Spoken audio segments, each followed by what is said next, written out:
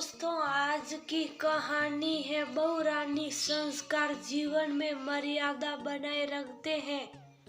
दोस्तों, कहानी शुरू करने से पहले अगर आपने चैनल को सब्सक्राइब नहीं किया हो तो कर लीजिए ताकि आपके पास पहुंच सके हर नया वीडियो।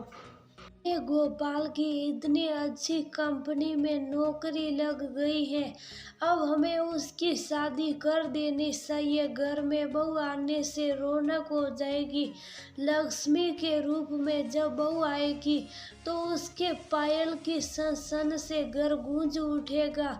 माया जी ने मुस्कुराकर पति जगदीश जी से कहा। फिर वह उत्साहित होकर बोली कि मेरी नज़र में एक लड़की है, वो मेरे मामा का बेटा है ना उसके साले की बेटी है। पिछली बार वह भागवत कथा के आयोजन में मिली थी। मुझे तो रूपा का रूप एक नज़र में भाग गया। सामान्य पढ़ी लिखी है, हमें ज़्यादा पढ़ी लिखी लड़की भी नहीं चाहिए, उनमें नाम संस्कार नहीं होते। ये आजकल की मॉडर्न लड़कियों को ससुराल में सास ससुर तो फूटी आंख नहीं सुहाते हैं, जरा भी मान सम्मान नहीं करती है, बस अपने मोबाइल मेकअप और मस्ती में लगी रहती है। जगदीश जी ने माया जी की बात सुनी। इतनी जल्दबाजी मत करो, हो सकता है अपने गोपाल ने कोई लड़की पसंद कर रखी हो, हम उसकी पसंद की लड़की से ही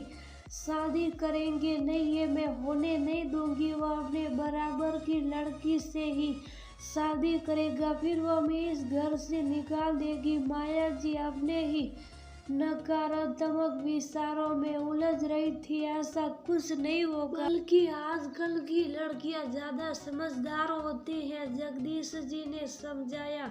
तभी गोपाल आ गया। माँ, एक लड़की है, मैं उसी से शादी करना चाहता हूँ। ये सुनकर माया जी के रोंगटे खड़े हो गए। वे घबरा कर बोली, कौन है? मेरे ऑफिस में है और मेरे साथ ही काम करती है। सुनकर माया के चेहरे पर सिकन सा गई, जाने कैसी होगी। गोपाल माँ के विचारों को जानता था। वो बोला, माँ बहुत अच्छी है, आप मिलकर तो देखो। आखिरकार गोपाल की जिद के आगे माया जी को झुकना पड़ा। सुंदर रूप वाली सोनिया बहू बनकर घर पर आ गई। सोनिया उस शिक्षक और नौकरी पेशा थी। उसके आने से माया के मन में एक डर बैठ गया था, अपने इकलौते बेटे गोपाल को खोने का डर। अगले दिन सभी रिश्तेदारों से घर भरा था। सोनिया सलीके से कमरे से साड़ी पहनकर निकली और सब बुजुर्गों के पास सोई। ये देखकर बुआ सास ने चुटकी ली, बहू आजकल की लड़कियां कहाँ पाँव छूती हैं, तुम भी रहने दो। बुआ जी, मैं तो पाँव छू रही हूँ और आपको आशीर्वाद भी देना होगा। पाँव छूने में कैसी शर्म, बड़ों का आशीर्वाद ही मिलता है, ये हमारी संस्कृति है, पाँव छूना हमारी परंपरा है। ये सुनते ही बुआ सास खुश हो गई और सोनिया को ढेर सारे आशीर्वाद दिए। उसके अगले दिन रसोई में पहली बार कुछ मीठा बनाना था। सोनिया ने बड़ा ही अच्छा सूजी का हलवा बनाया, सबको पसंद आया, सबने खूब तारीफ की। तुम्हें रसोई का काम आता है, ज्यादा नहीं, पर मेरी माँ जब भी लड्डू गोपाल जी के लिए ये सूजी का हलवा प्रसाद बनाती थी, मुझे बहुत पसंद आता था। मैंने भी माँ से सीख लिया। मम्मी जी, काम सीखा हो तो हर जगह काम आता है।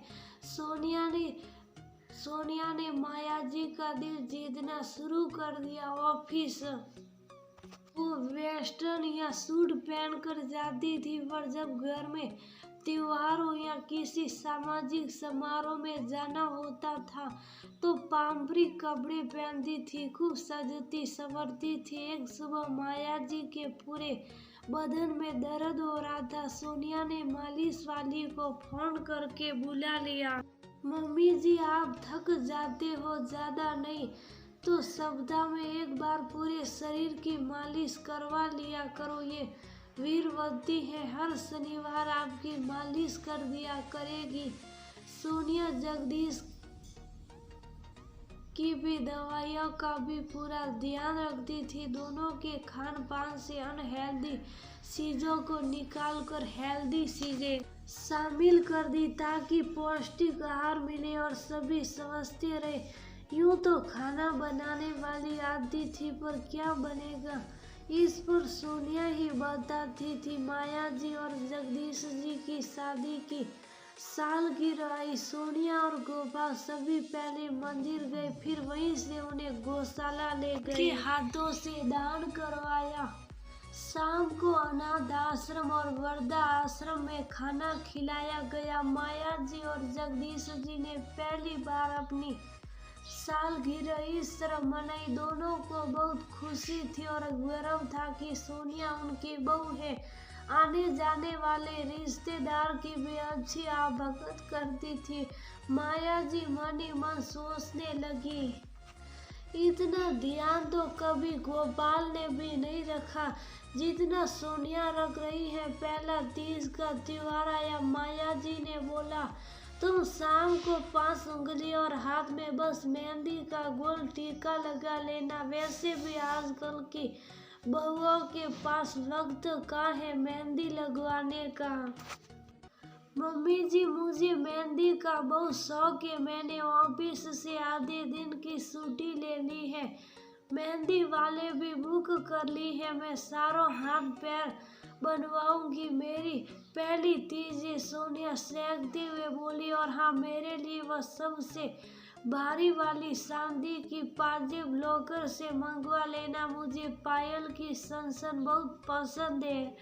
ऑफिस जाने के कारण कुछ पहन नहीं पाती, पर 2 दिन घर में तो पहन लूंगी। माया जी की बांझें खिल गई। जहाँ सोनिया सुंदर समझदार उच्च शिक्षक नौकरी पेशा थी, वहीं दूसरी तरफ बड़ों का सम्मान करने वाली, रीति रिवाज और परंपराओं को निभाकर चलने वाली थी। तीज की पूजा की भी सोनिया ने विधिवत रूप से की। सुंदर सी लाल साड़ी पहनी और गहरी रस्सी मेहंदी भरे हाथ उसके रूप रंग को और भी सार चांद लगा रहे थे। सोनिया की पायल की सन से घर संगीत में हो रहा था। सोनिया जितनी आधुनिक सोच रखती थी, उतनी ही अपनी संस्कृति और परंपराओं से जुड़ी हुई थी। माया जी के चिंता के बादल छट गए थे। अब उन्हें सोनिया अच्छी लगने लगी थी। मम्मी जी, आप क्या सोच रही हैं?